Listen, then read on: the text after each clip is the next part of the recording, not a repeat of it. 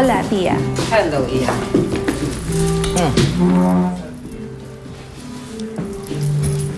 The usual role. So, what's this I hear na break na raw kayo ni Kevin? You go direct to the point, Tia.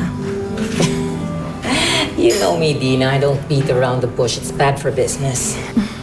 Well then, I'll go direct to the point as well. Alam mo ba nang ipinalit sa akin ng uniko iho mo ay isang flower shop attendant? Unsa? Yes, Tia. Pera lang naman ang habol nun kay Kevin eh. Kasalanan mo naman kasi eh. Tia, nag-cool off lang kami. I know. Because you were playing around with other men. You're a good businesswoman, Tia. Alam mo na kailangan mo munang tignan lahat ng products sa market before you know that what you have is the best. I've played around, yes. I've looked around. But then I realized that si Kevin is the best for me. That's what I like about you, Dina. You know exactly what you want. I'm a good businesswoman just like you, Tia. No.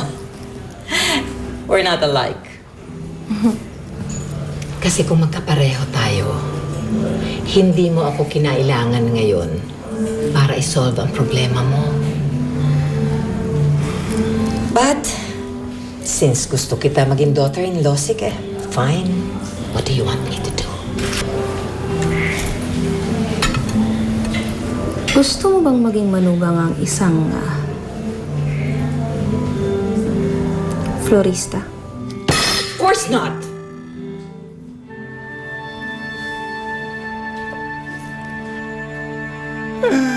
Ang ganda! Oh my God! Oh my God! Ang ganda pawak!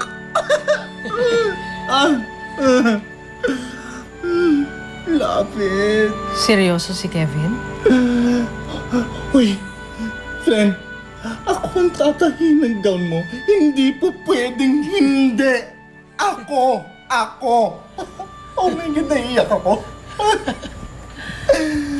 Ay, naku, ang beauty ko. Nawawala. Nay, bakit po? Nag-aalala lang ako. Kahit na seryoso si Kevin, magkaiba pa rin kayo ng estado sa buhay. Mayaman siya. Mahirap tayo.